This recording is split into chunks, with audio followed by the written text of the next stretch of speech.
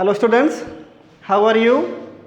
This is Vivek Misra, your economics teacher, and we are reading our third chapter of economics, class 12th. Our book is Indian Economic Development, okay? And our chapter name is Features, Problems and Policies of Agriculture. तो students, इस chapter में हमने दो videos बना लिए हैं और उन दोनों वीडियोस में हमने इंडियन इकोनॉमी की इम्पोर्टेंस, फीचर्स और प्रॉब्लम्स देख ली, ओके।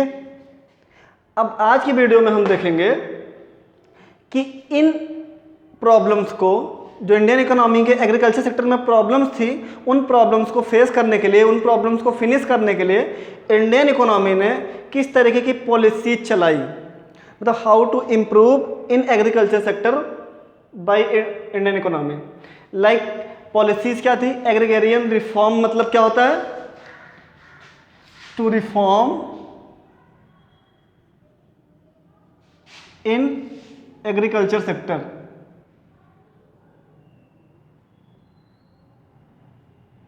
ओके स्टूडेंट्स, कहने का मतलब है कि एग्रीकल्चर सेक्टर में इंप्रूवमेंट लाने के लिए, एग्रीकल्चर सेक्टर की जो तमाम तरह की कमियां हमने आपको दिखाई, प्रॉब्लम्स दिखाई, उनमें इंप्रूवमेंट किस तरीके से लाया जाए, किस तरीके से इरिगेशन सेक्टर को इंप्रूव किया जाए, किस तरीके से प्रोडक्टिविटी बढ़ाई जाए, किस तरीके से प्रोडक्शन ज़्यादा से ज़्यादा किया जाए, और किस तरीके से एक तरीके से अपने जो यहाँ की फार्मिंग है, सब्सिस्टेंस फार्मिंग, उसको किस तरीके से धीरे धीरे कमर्शियल फार्मिंग की तरफ भी मोड़ा जाए, ठीक है, जिससे कि इंडस्ट्रीज़ का डेवलप हो सके। हमको रॉ मटेरियल खरीदने के लिए बाहर विदेशों में इंपोर्ट ना करवाना पड़े। तो इसके लिए इंडियन इकोनॉमी ने एग्रीकल्चर सेक्टर में कुछ रिफॉर्म्स किए, कुछ सुधार किए, ठीक है, उसको हम एग्रीगेरियन रिफॉर्म्स के नाम से जानते हैं। तो इंडियन इकोनॉमी ने एग्रीकल्चर के सेक्टर में अलग अलग सिस्टम से रिफॉर्म्स किए। जैसे सबसे पहले उन्होंने टेक्निकली रूप से कुछ ना कुछ सिस्टम इम्प्रूव किया, जैसे हम टेक्निकल रिफॉर्म में देखेंगे। लाइक इन्होंने अच्छी क्वालिटी के हाई वैरायटी सीड्स यूज किए। हाई वैरायटी सीड्स यूज करने से क्या हुआ कि प्रोडक्टिविटी बढ़ गई, उस पर यूनिट एरिया लैंड पे जो प्रोडक्टिविटी थी वो बढ़ी, ओके। सेकंड, इन्होंने क्या किया कि क्रॉप्स के लिए स्पेशल टाइप के केमिकल फर्टिलाइजर्स यूज किए जो मैन्योर पे ज़्यादा से ज़्यादा डिपेंडेंट थे। मतलब जो नॉर्मली फूड ग्रेन्स से जो वेस्टेड मटेरियल होता है या नॉर्मली जो बायोडिग्रेडेबल चीज़ें होती हैं, उनसे बनाई हुई जो खाद पास होती है, उस पर निर्भर ना होकर के बेसिकली किस पर डिपेंडेंट हुए? थोड़ा बहुत केमिकल फर्टिलाइजर्स। हमारा थर्ड टॉपिक इसमें होगा use of insecticide and pesticides. मतलब अगर फसलों में कीड़े लग गए, ओके, तो उसको ठीक करने के लिए, अगर एक बार पहले सिस्टम था कि एक बार फसलों में अगर कीड़े लग गए तो क्या होता था? फसल बर्बाद ही हो जाती थी। उसके लिए कोई स्पेशल पेस्टिसाइड्स या इंसेक्टिसाइड नहीं थे। लेकिन धीरे धीरे टेक्निकल रिफॉर्म्स हुए इंडियन इकोनॉमी में और एग्रीकल्चर सेक्टर में उन्होंने कुछ स्पेशल टाइप के इम्प्रूवमेंट या कहें कि कहीं ना कहीं से खरीद करके, टेक्नोलॉजी ला करके अपने यहाँ भी इंसेक्टिसाइड्स और पेस्टिसाइड्स का यूज करना शुरू कर दिया। अगला, scientific form of management practices. Scientific form क्या होता है? मतलब एक तरीके से क्रॉप प्रोडक्शन का तरीका, हाउ टू मैनेज, ठीक है, इन साइंटिफिक वे। लाइक सबसे पहले अगर क्रॉप को करनी है, उगानी है, हमको फार्मिंग करनी है, सबसे पहले क्या जरूरी है? सीड्स का चूज करना, ठीक है, अच्छी क्वालिटी के, अच्छी वैरायटी के सीड्स का चूज करें। फिर सॉइल फॉर्मेशन जरूरी है। उसके बाद टेक्नोलॉजी, कैपिटल गुड्स, उस पर क्या क्या चीज़ें यूज होनी है, ओके। फिर तमाम अगर फसल लगा दिए तो इंसेक्टिसाइड, पेस्टिसाइड का यूज कब होना है, इस तरीके की चीज़ों को हम इसमें देखते हैं। उसके बाद मैकेनाइज्ड मीन्स ऑफ कल्टीवेशन, मतलब का एक तरीके से मशीनीकरण हो गया। कल्टीवेशन का क्या हुआ? इंडियन फार्मिंग का एक तरीके से मशीनीकरण हो गया, जहाँ पर जो पुअर सेक्शन था फार्मर्स का, वो मशीनें परचेज आसानी से नहीं कर पा रहा था। उनके लिए सस्ते और अच्छे क्वालिटी की मशीन्स की व्यवस्था की गई जो आसानी से वो परचेज कर सके, या अगर तब भी नहीं कर पा रहे तो उनके लिए कोऑपरेटिव सिस्टम वो किया गया, लोन उपलब्ध कराया गया ताकि वो मशीनों को आसानी से खरीद सके, ठीक है। आगे लैंड रिफॉर्म्स, ये तो हो गई कि टेक्निकल रिफॉर्म्स किस तरीके से किया। अब आगे जो लैंड थी उस पर किस तरीके से इम्प्रूवमेंट किया, क्या क्या प्रॉब्लम्स थी हमने आपको बता दिया लैंड पे, अब उसको किस तरीके से इम्प्रूव किया। तो एवोल्यूशन ऑफ इंटरमीडियरीज लाइक जमींदार, मनी लेंडर्स, इन सब की वैल्यू को ही ख़त्म कर दिया गया। अब डायरेक्ट गवर्नमेंट का डायरेक्ट कॉन्टैक्ट टिलर से होता था, कल्टीवेटर से, ठीक है, जो ज़मीन पे खेती करता था। दूसरा रेगुलेशन ऑफ रेंट, और ज़मीन पे जो अगर आप दूसरे की ज़मीन पे खेती कर भी रहे हो तो उसके लिए क्राइटेरिया वो कर दिया, सर्ट निश्चित कर फिक्स कर दिया कि आप इतने से ज़्यादा रेंट नहीं दे सकते, 1/3 से ज़्यादा, टोटल आउटपुट का 1/3 से ज़्यादा आप रेंट नहीं दे सकते। Third one is consolidation of holdings. Consolidation मतलब एक तरीके से यूँ कहें कि इकट्ठा करना। जैसे इनके जो खेत थे इधर उधर, मैंने आपको बताया था क्या थे, स्कैटर थे, बिखरे हुए थे, उन सबको मिला करके एक जगह पे कर दिया गया। Ceiling of land holdings, land holdings का दायरा बढ़ा दिया गया, उसकी सीमा जो थी, मतलब ठीक ठाक बड़े बड़े खेत होने लगे, छोटे छोटे खेत नहीं, जिससे कि उन पे फार्मिंग करना ज़्यादा बेटर हुआ। कोऑपरेटिव फार्मिंग्स, तो इस तरफ भी लोगों का रुझान बढ़ा, सब्सटेंशन फार्मिंग की तरफ से धीरे धीरे कमर्शियल फार्मिंग के सेक्टर में आगे बढ़े। अगला हमारा जो जनरल रिफॉर्म हुआ एग्रीकल्चर सेक्टर में, मतलब नॉर्मली जो होना चाहिए था, जो आदिकाल से चला रहा था, मैंने आपको बताया कि सिंचाई के साधन पूरी तरीके से क्या थे, लगभग रेनफॉल पर डिपेंडेंट थे इंडियन इकोनॉमी। इंडियन इकोनॉमी के एग्रीकल्चर सेक्टर का एक बड़ा हिस्सा रेनफॉल पर डिपेंडेंट था, लेकिन इन एग्रीकल्चर पॉलिसीज़ ज़्यादा से ज़्यादा इरिगेशन फैसिलिटीज़ की व्यवस्था की गई।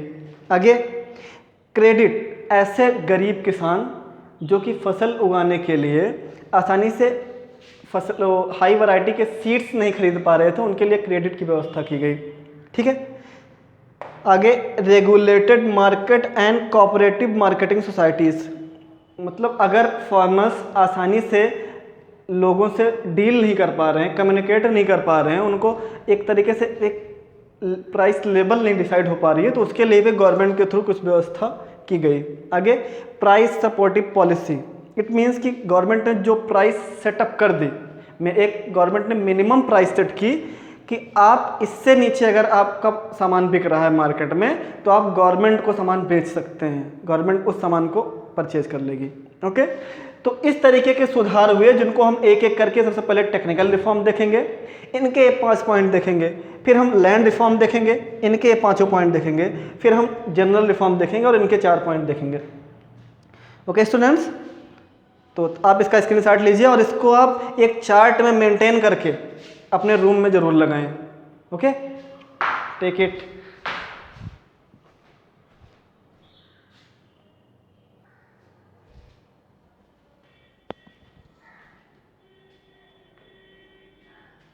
हाँ तो स्टूडेंट्स, अभी मैंने आपको बताया कि आफ्टर इंडिपेंडेंस इंडिया ने अपने एग्रीकल्चर सेक्टर में जो तमाम तरह की कमियां थी, प्रॉब्लम्स थी, उनको इम्प्रूव करने के लिए, उनको ख़त्म करने के लिए कौन कौन से रिफॉर्म, कौन कौन से चीज़ें यूज की जिससे कि उनकी सारी प्रॉब्लम्स ख़त्म हो जाए। काफ़ी सारी पॉलिसीज़ उन्होंने चलाई।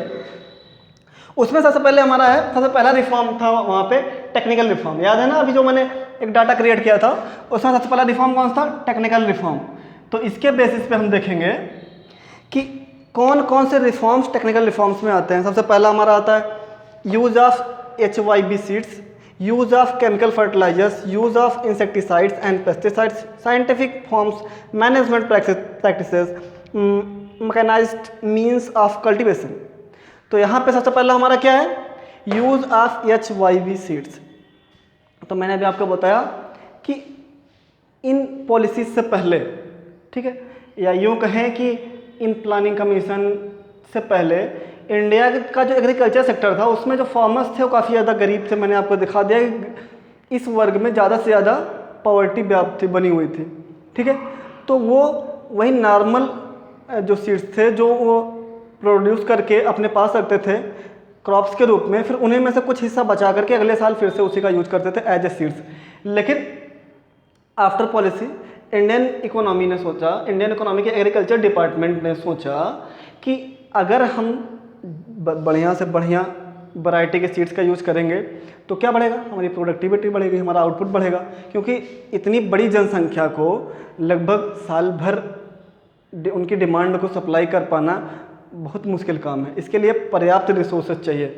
तो इंडियन इकोनॉमी में जो एग्रीकल्चर डिपार्टमेंट है उन्होंने डिसाइड किया कि जो हमारे फार्मर्स हैं वो बेटर से बेटर क्वालिटी के सीड्स यूज करेंगे। इट मीन्स कि high yielding variety seeds. What is HYB? High yielding variety seeds. Okay, इससे प्रोडक्टिविटी एक बहुत लार्ज अमाउंट में बढ़ी। Like this national seeds corporation has been set up to promote the growth and distribution of HYB seeds. ठीक है, HYB seeds के distribution और growth को प्रमोट करने के लिए एक कॉरपोरेशन था हमारा, एक आयोग था, नेशनल सीड्स कॉर्पोरेशन। ठीक है, वो सेटअप किया गया और वो यही देखता था कि ज़्यादा से ज़्यादा HYB सीड्स का यूज किया जाए। ओके, जिससे प्रोडक्टिविटी लगातार बढ़े। और हमने उसका रिजल्ट ये पाया कि in 2015 nearly 304 lakh quintal of certified seeds were distributed among farmers in different part of country. Okay, मतलब देश के अलग अलग जगहों पे, अलग अलग राज्यों में लगभग इतने क्विंटल, कितने 304 लाख इतने high yielding variety seeds distribute करवाए गए। ओके, और इनसे लगभग प्रोडक्टिविटी देखी गई कि अगर हम डाटा के अकॉर्डिंग देखें तो गेहूं, चावल या अदर जो फूड ग्रेन्स हैं उनकी प्रोडक्टिविटी में बहुत तेज़ी से इंक्रीमेंट आई। ओके, तो ये एक बेहतर प्रयास रहा है। हाई यील्डिंग वैरायटी सीड्स का यूज करना इस रिफॉर्म में एक बेहतर प्रयास रहा। सेकेंड वाला हमारा है यूज़ ऑफ केमिकल फर्टिलाइजर्स। तो स्टूडेंट्स, एग्रीकल्चर सेक्टर में प्रोडक्टिविटी बढ़ाने के लिए हमको स्पेशल से स्पेशल केमिकल फर्टिलाइजर्स का यूज़ करना ही पड़ेगा, क्योंकि लगातार बढ़ती हुई जनसंख्या इस कंट्री के लिए एक बहुत बड़ी समस्या का विषय है। ओके, तो अगर इतनी बड़ी जनसंख्या को, उनकी डिमांड को सप्लाई कर पाना है तो हमें पर्याप्त रिसोर्सेज चाहिए, और इतनी लिमिटेड एरिया में इतना ज़्यादा रिसोर्स कर पाना एक बहुत बड़ी एक तरीके से प्रॉब्लम्स है। उसके लिए हमको स्पेशल से स्पेशल केमिकल फर्टिलाइजर्स का यूज करना ही पड़ेगा। तो हमारी इंडियन इकोनॉमी का जो एग्रीकल्चर डिपार्टमेंट था उन्होंने स्पेशल टाइप के केमिकल फर्टिलाइजर्स का यूज करवाना भी फार्मर से शुरू करवा दिया। Like use of chemical fertilizers has been considerably increase over the time. लगभग 2015 में आप देख रहे हैं कि 265.5 lakh 265.5 lakh ton of chemical fertilizers were use. ठीक है, बहुत लार्ज अमाउंट में केमिकल फर्टिलाइजर्स का यूज हुआ। हालांकि ये आगे चल के हमारी बॉडी के लिए बेनिफिशियल उतना ज़्यादा नहीं है जितना नॉर्मली बायोडिग्रेडेबल चीज़ें थी, लेकिन फिर भी अगर जनसंख्या के डिमांड की सप्लाई कर पानी है हमको, तो हमको ज़्यादा से ज़्यादा केमिकल फर्टिलाइजर्स का यूज़ करना पड़ेगा। और अगला हमारा टेक्निकल रिफॉर्म था to use of insecticides and pesticides. मतलब ज़्यादातर किसानों की फसलें जो कीड़ों की वजह से, इंसेक्ट की वजह से या किसी अन्य वजह के, मतलब घास वगैरह या अदर जो हार्मफुल प्रोडक्ट हैं जो खेतों में हो जाते हैं, उनको ख़त्म करने के लिए, जिससे क्रॉप्स का ज़्यादा से ज़्यादा डेवलपमेंट हो सके और ज़्यादा से ज़्यादा प्रोडक्टिव बढ़े, इसके लिए किसका यूज करना शुरू कर दिया? इंसेक्टिसाइड्स और पेस्टिसाइड्स का। ठीक है, और here we can see that step has been initiated to protect crop against diseases and insects. मतलब कि ऐसे कदम उठाए गए किस चीज़ के लिए? To protect crop against diseases and insect. मतलब क्रॉप को डिसीजेस और इंसेक्ट से बचाने के लिए कुछ स्पेशल टाइप के स्टेप लिए गए। क्या किया गया? To use insecticide and pesticides.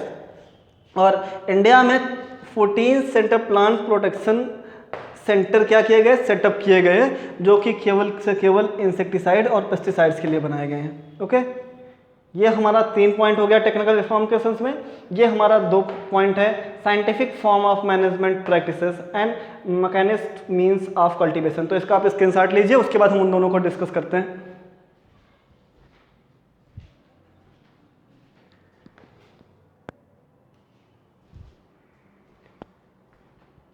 हाँ, तो स्टूडेंट्स यहाँ पे आप देख सकते हैं साइंटिफिक फॉर्म मैनेजमेंट प्रैक्टिसेस। अभी मैंने आपको बताया कि मैं आपके साथ चौथा पॉइंट डिस्कस करूँगा टेक्निकल रिफॉर्म के सेंस में। 4th पॉइंट होगा हमारा D point, scientific form management practices. मतलब साइंटिफिक रूप से साइंटिफिक मेथड यूज करना टू इंक्रीज और इम्प्रूव इन एग्रीकल्चर सेक्टर। अगर हम ज़्यादा से ज़्यादा साइंटिफिक वे में साइंटिफिक मेथड का यूज करेंगे एग्रीकल्चर सेक्टर में तो प्रोडक्टिविटी निश्चित रूप से बढ़ेगी। साइंटिफिक वे क्या होता है? सबसे पहले हम उस फसल का चयन करें जिसको हमको उगाना है, ठीक है, सिलेक्शन ऑफ क्रॉप। उसके बाद उस क्रॉप के अकॉर्डिंग कौन सी सॉइल बेटर रहेगी। लाइक कॉटन के लिए सबसे बेटर सॉइल क्या होती है? Black soil. ओके, ऐसे जो क्रॉप हम चूज करेंगे उस क्रॉप के अकॉर्डिंग कौन सी सॉइल बेटर रहेगी, उसके बाद ये देखना। ओके, फिर तीसरा हमारा वे है, तीसरा वो है रोटेशन ऑफ क्रॉप। अभी मैंने आपको बताया कि ज़्यादा से ज़्यादा इंडियन एग्रीकल्चर सेक्टर क्या कर रहा है? High yielding variety seeds use कर रहा है। इट मीन्स कि अच्छी क्वालिटी के सीड्स हैं, तो उनकी जो टाइम लिमिट होती है वो भी क्या हुई है? थोड़ी सी कम हुई है। मतलब 90 to 100 डेज के बीच में वो क्या हो जाते हैं? बिल्कुल तैयार हो जाती है वो फसल। तो इसलिए हम एक साल के अंदर उसी लैंड पे 2 फसलें उगा सकते हैं। तो रोटेशन ऑफ क्रॉप से भी जरूरी है। और third one is selection of seeds. Okay, अब अगर तुमने क्रॉप का चयन कर लिया है तो उस क्रॉप में जो हाई यील्डिंग वैरायटी सीड्स होंगे उन्हीं का यूज करो। उससे क्या होगा कि ज़्यादा बेटर प्रोडक्टिविटी होगी। और फिर लास्ट में यूज ऑफ फर्टिलाइजर्स। ठीक है, अब क्रॉप को लगाने के बाद हमको इसका यूज तो करना ही है प्रोडक्शन बढ़ाने के लिए, फर्टिलाइजर्स का ज़्यादा से ज़्यादा यूज करना है। ओके, तो ये हमारा साइंटिफिक वे है जिसके करने के बाद प्रोडक्टिविटी प्रोडक्शन अपने आप इंक्रीज हो जाता है। Okay students, productivity will increase. इसके लिए आज 23 एग्रीकल्चर यूनिवर्सिटीज हैं जो कि क्या कर रही हैं? इस साइंटिफिक कल्टीवेशन के सेंस में प्रमोटिंग कर रही हैं। ओके, जो लगी हुई हैं, जो लगातार बता रही हैं, अवेयर फैला रही हैं लोगों के अंदर कि इस वे का यूज करो जिससे कि उसी ज़मीन पे तुमको ज़्यादा से ज़्यादा आउटपुट निकल के आएगा कम से कम इनपुट में। ओके, फिर अगला हमारा जो पॉइंट है, ई पॉइंट है, मैकेनाइज्ड मीन्स ऑफ कल्टीवेशन।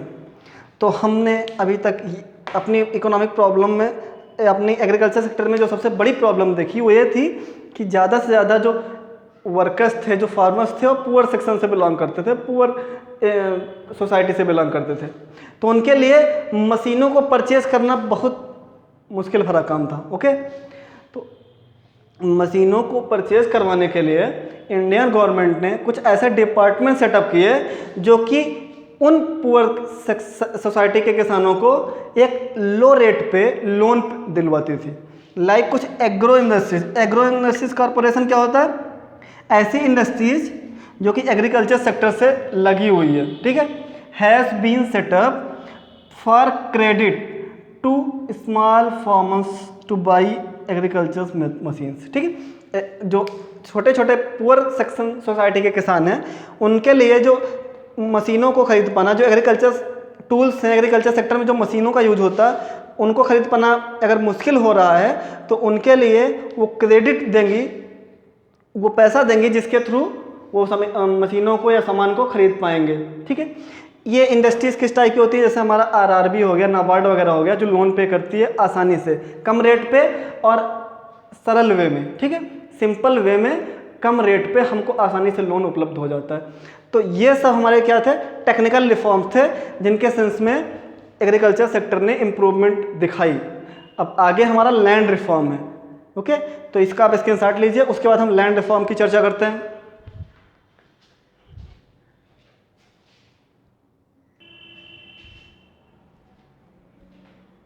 हाँ, तो स्टूडेंट्स आपने स्क्रीनशॉट ले लिया इसका, तो उम्मीद करता हूँ ये वीडियो आपको समझ में आ गया होगा पूरी तरीके से।